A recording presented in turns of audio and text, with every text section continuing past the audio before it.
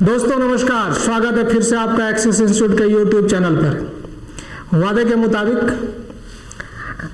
आपको जो है जेएसएससी का पेपर सीरीज बाय सीरीज देना था विथ एक्सप्लेनेशन। इसके लिए आज मैं आपको प्रोवाइड कर रहा हूं जेएसएससी 2016 में पूछे गए प्रश्नों का दूसरा भाग। और इस भाग में हम लोग पिछले भाग में आप पार्ट 1 में आपने देखा होगा कि हमने जो है क्वेश्चन नंबर 1 से लेकर 9 तक का एक्सप्लेनेशन आपको प्रोवाइड किया था। आज हम लोग देखेंगे क्वेश्चन 10 से आगे किस प्रकार के प्रश्न पूछे गए, किस सब्जेक्ट से प्रश्न पूछे गए, क्या पूछा गया है, ये आज आपको दिखेगा हमारे YouTube चैनल पे। अगर आपने अभी तक हमारे चैनल को सब्सक्राइब नहीं किया है तो आज अभी सबसे पहले हमारे चैनल को सब्सक्राइब कीजिए, शेयर कीजिए ताकि और भी लोग इस क्वेश्चन एरा का फायदा उठा सके और सभी लोग देख सके कि किस प्रकार जेएसएससी जेईई में प्रश्न पूछे जा रहे थे या पूछे गए थे, और इनसे एक अंदाजा लगाया जा सकता है कि प्रश्नों का स्तर क्या होगा, प्रश्न किस प्रकार के होंगे और किस किस सब्जेक्ट से कितने कितने प्रश्न पूछे जा सकते हैं। जिन लोगों को भी किसी भी टॉपिक पे या एग्जाम से संबंधित कोई भी कंफ्यूजन अगर हो तो हमारे जो नीचे दिए गए नंबर फ्लैश हो रहे हैं उस नंबर पे आप हमें कॉल करें। साथ ही साथ अगर आप ऑफलाइन और ऑनलाइन क्लासेस या फिर टेस्ट सीरीज ज्वाइन करना चाहते हैं तो भी हमें जरूर कॉल करें और इस क्लास का और हमारे मार्गदर्शन का फायदा उठाएं। तो आज हम लोग शुरू करेंगे। आगे क्वेश्चन नंबर 9 के बाद क्वेश्चन नंबर 10 क्या था, तो देखते हैं क्वेश्चन नंबर 10 क्या था। आपके स्क्रीन पर दिख रहा है, मैं क्वेश्चन पढ़ता हूं। क्वेश्चन था द डिसिपेशन ऑफ दिख नहीं रहा है थोड़ा सा, मैं पढ़ता हूं। The dissipation arrangement below spillway sound rock foundation is usually. Question है the dissipation arrangement below a spillway sound rock foundation is usually. आपके ऑप्शन देखिए क्या है, hydraulic jump with stilling basin.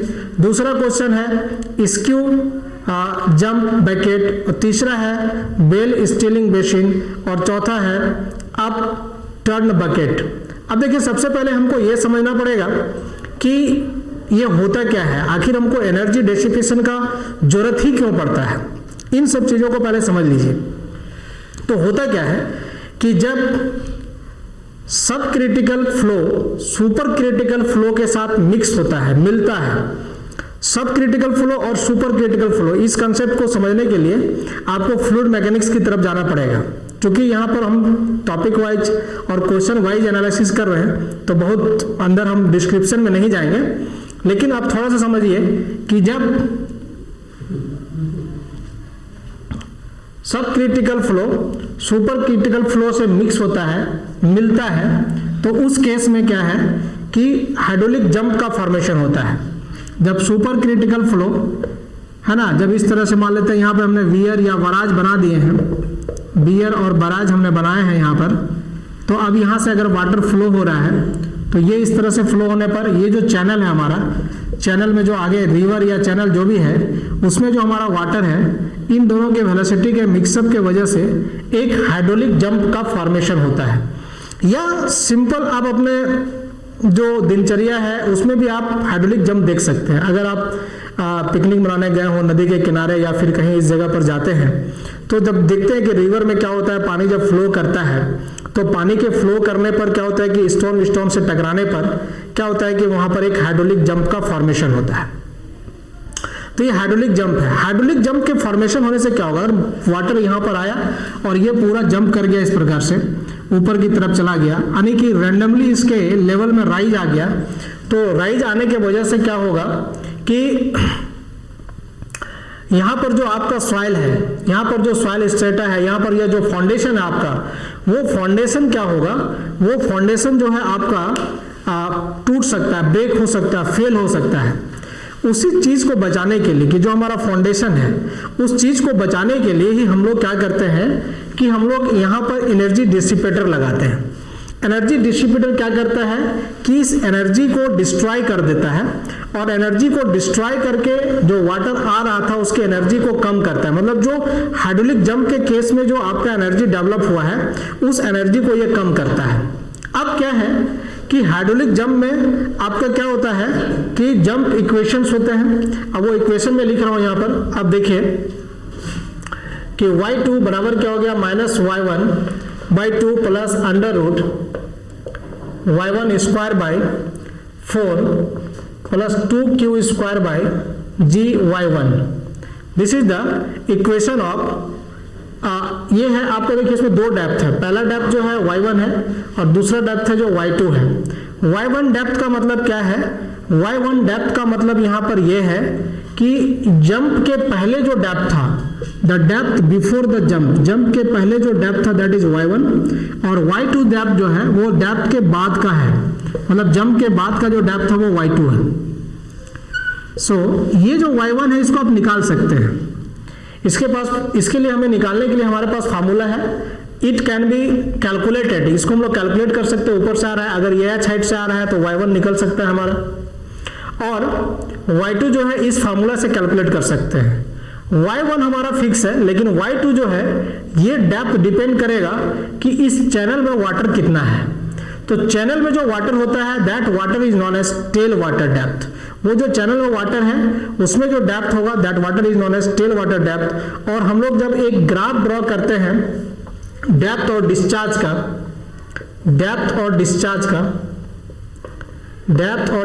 का, जब हम लोग ग्राफ ड्रॉ करेंगे तो इस ग्राफ को हम लोग दो तरीके से ड्रॉ कर सकते हैं। एक जो आपका डेप्थ होगा वो होगा टेल वाटर डेप्थ क्या है, टेल वाटर डेप्थ क्या है, टेल वाटर डेप्थ क्या है उस पर हम लोग एक ग्राफ ड्रॉ करेंगे। और हमारा एक जो डेप्थ होगा वो हमारा होगा कि जंप के बाद क्या डेप्थ है। तो अगर हम लोग टेल वाटर को यहां ले लें तो टेल वाटर के साथ जो हम ग्राफ ड्रॉ कर रहे हैं, ये ग्राफ हमारा आ गया। ये जो ग्राफ ड्रॉ कर रहे हैं हम लोग, जैसे जैसे डिस्चार्ज बढ़ रहा है और डेप्थ है उसके according this curve is known as tail water curve. और दूसरा जो आपका कर्व है, एक जो होगा जो हाइड्रोलिक जंप हुआ उसके कारण जो डेप्थ हुआ that curve is known as hydraulic curve या जंप हाइड्रोलिक कर्व। मतलब जो आपका जंप होने के बाद जो कर्व मिल रहा है, so this is known as JSC। ये कर्व इसके ऊपर हो सकता है या इसके नीचे हो सकता है, या ऐसा भी हो सकता है कि ये कुछ समय मिक्स हो जाए और कुछ समय नीचे हो जाए, कुछ समय ऊपर हो जाए, या कुछ समय ऊपर हो जाए या कुछ समय नीचे हो जाए।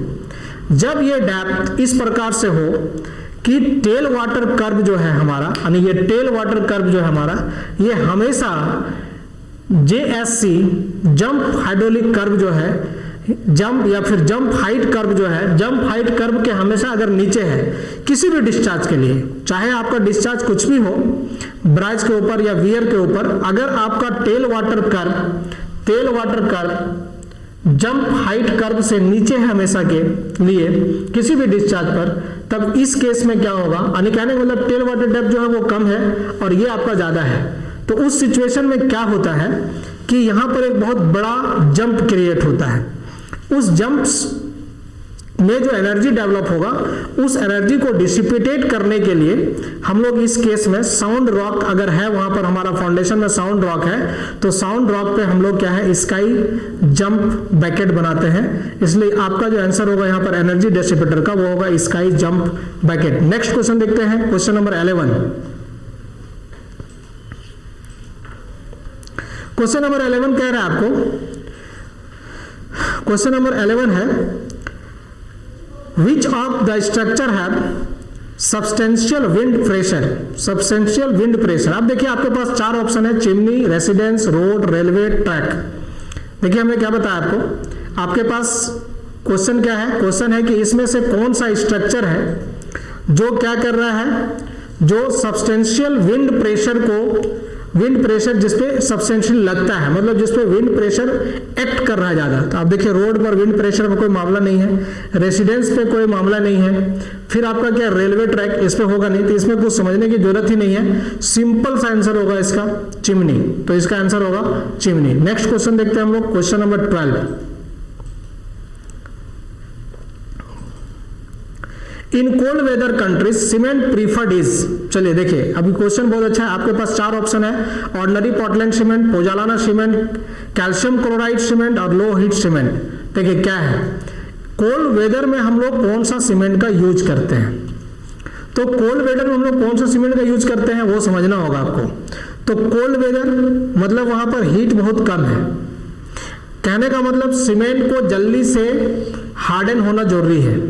अगर सीमेंट जल्दी से हार्ड नहीं होगा तो फिर क्या होगा कि दिक्कतें आएगी। तो आपको इस प्रकार से एक ऐसे सीमेंट का निर्माण करना होगा जो सीमेंट फटाफट अब क्या हो रहा है कि हार्ड हो जा रहा हो, मतलब setting time of the cement जो उसको रिड्यूस कराना होगा। लो हेड सीमेंट में सेटिंग टाइम कम नहीं होता है, या फिर और भी जो आपको सीमेंट दिया हुआ है ऑर्डिनरी पोर्टलैंड सीमेंट या पोजालाना सीमेंट, इनका सेटिंग टाइम फिक्स है, इसलिए आपको सेटिंग टाइम को घटाना है। सेटिंग टाइम घटाने के लिए आपको क्या करना होगा, एक एक्सेलरेटर डालना पड़ेगा, और एक्सेलरेटर के लिए जो हम लोग यूज करते हैं that is the calcium chloride. तो कैल्शियम क्लोराइड जैसे डालेंगे आप, सीमेंट का सेटिंग टाइम घट जाएगा, जल्दी से सेट कर जाएगा। So the answer will be calcium chloride cement.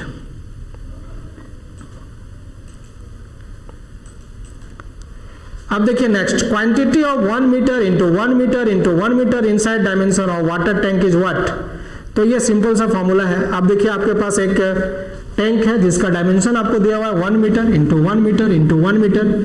आपको पूछ रहा है कि how much quantity of water will be stored in this tank, इस टैंक में कितना क्वांटिटी ऑफ वाटर स्टोर्ड होगा। तो आप देखिए इसका वॉल्यूम निकाल लीजिए आप, तो वॉल्यूम इक्वल टू क्या हो जाएगा, वॉल्यूम इक्वल टू जाएगा 1 metre into 1 metre into 1 metre, so this is 1 metre cube.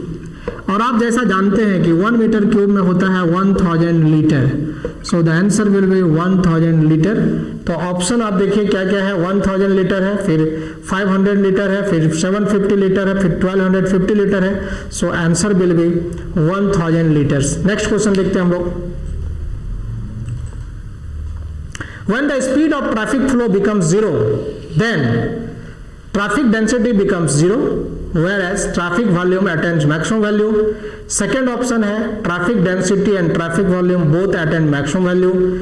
Third option है आपके पास traffic density and traffic volume both become 0, और traffic density attains maximum value whereas traffic volume becomes 0। तो देखिए अब इसका हम लोग क्वेश्चन देखते हैं। सबसे पहले ये समझते हैं कि ट्रैफिक डेंसिटी और ट्रैफिक वॉल्यूम होता क्या है, पहले वो समझ लेते हैं। तो देखिए अगर आपके पास एक रोड है, suppose we have a road, और इस रोड में एक पार्टिकुलर सेक्शन पे बात करें, मान लो ये सेक्शन हमने ले लिया, एक सेक्शन ले लिया हमने, ये एक पार्टिकुलर सेक्शन है, इस सेक्शन पे हम बात कर रहे हैं, ठीक है। एक रोड है हमारे पास और इस रोड में हम इस सेक्शन का बात कर रहे हैं। इस सेक्शन से होके जो नंबर ऑफ व्हीकल्स क्रॉस कर रहा है, यहां पर नंबर ऑफ व्हीकल्स जो भी इस सेक्शन से होके क्रॉस कर रहा है यूनिट टाइम में, ये यूनिट टाइम क्या हो सकता है, ये यूनिट टाइम हो सकता है आपका आवर, मिनट, सेकंड, कुछ भी हो सकता है। लेकिन आपका जो रोड कंस्ट्रक्शन ये है डिपार्टमेंट है या फिर जो भी है, उसके अकॉर्डिंग आपको टाइम यहाँ लेना है पर आवर में। तो व्हीकल पर आवर जब आप बात करते हैं कि 1 घंटे में किसी एक पार्टिकुलर सेक्शन से how much vehicles are crossing through a section, that is known as traffic volume. तो ट्रैफिक वॉल्यूम को अगर आप डिफाइन करना चाहें तो ट्रैफिक वॉल्यूम आपका क्या हो जाएगा, ट्रैफिक वॉल्यूम इक्वल टू हो जाएगा number of vehicles per unit time interval, number of vehicles per unit time interval, this is traffic volume. किसी एक पार्टिकुलर सेक्शन से जो पास होगा नंबर ऑफ व्हीकल्स। अब इसी सेक्शन पे हम लोग ये बात करें कि एक यूनिट लेंथ में कितना नंबर ऑफ व्हीकल्स आ सकता है, that is known as traffic density. तो ट्रैफिक डेंसिटी को अगर हम लोग डिफाइन करेंगे तो traffic density is number of vehicles per unit length of roadway. तो आप लेंथ ऑफ रोडवे कर सकते हैं, ठीक है। This is traffic density. तो ये ट्रैफिक वॉल्यूम और ट्रैफिक डेंसिटी का आप अच्छे से समझ गए होंगे कि ट्रैफिक वॉल्यूम का मतलब number of vehicles per unit time interval और ट्रैफिक डेंसिटी का मतलब number of vehicles per unit length of the road, ठीक है। अब कह रहा है कि when the speed of the traffic flows becomes zero, अब स्पीड को जीरो कर देना है। तो आप जैसे स्पीड को जीरो करते हैं तो जितना भी व्हीकल्स है वो आगे यहाँ खड़ा हो जाएगा ना, सब रुक जाएगा, समझ रहे ना भैया, सब स्टॉप हो जाएगा यहाँ आके। तो सभी एक जगह आके रुक जाएंगे तो यूनिट लेंथ में नंबर ऑफ व्हीकल्स बहुत ज्यादा हो जाएगा। सो ट्रैफिक डेंसिटी आपका जो है वो मैक्सिमम हो जाएगा, और पर यूनिट टाइम तो कोई गाड़ी पास ही नहीं हो रहा है क्योंकि स्पीड जीरो हो गया है।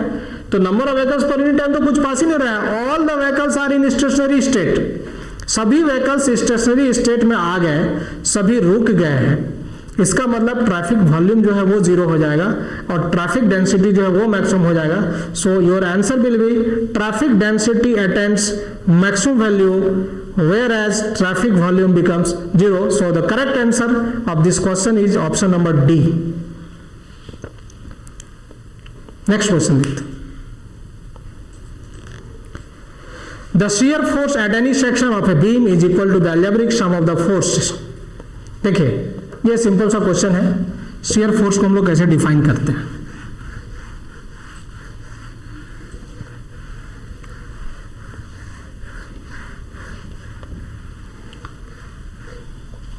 शियर फोर्स मतलब ही वर्टिकल फोर्स होता है, ट्रांसवर्स फोर्स होता है। ये अगर बीम है हमारे पास तो इस बीम पर कितना वर्टिकल फोर्स लग रहा है किसी एक सेक्शन पे, that is known as shear force, that is known as shear force. Suppose we have a beam of simply supported beam, ये इसका एक्सिस हो गया, this axis is known as longitudinal axis, longitudinal axis of beam, longitudinal axis of beam, और यहां से forces लग रहे हैं। आप किसी सेक्शन पे, मान लो ये सेक्शन है, ये हमारा एक दो पॉइंट हो गया, दो रिएक्ट सपोर्ट हो गया, यहां से रिएक्शन फोर्स निकाल लिया मान लो आर ए, और यहां पर एक रिएक्शन फोर्स निकाल लिया आर बी। तो इस सेक्शन पे कितना फोर्स लग रहा है आपको कट करके देखना है। मतलब इस सेक्शन को इक्विलिब्रियम में रखने के लिए how much force is required by the material, material अपने सेक्शन को इक्विलिब्रियम में रखने के लिए कितना फोर्स अप्लाई करेगा, that summation of the force at a section perpendicular to the longitudinal axis is known as shear force. तो shear force आप समझ गए, इसका आंसर आपको क्या मिल जाएगा, इसका ऑप्शन हम लोग देख लेते हैं।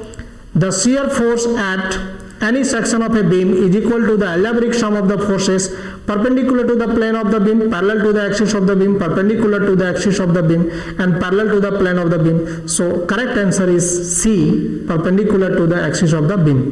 इस प्रकार से आज आपने देखे हैं कुल 6 क्वेश्चन। मैं आगे फिर आपको अगले वीडियो में बाकी नेक्स्ट क्वेश्चन के बारे में बात करूंगा।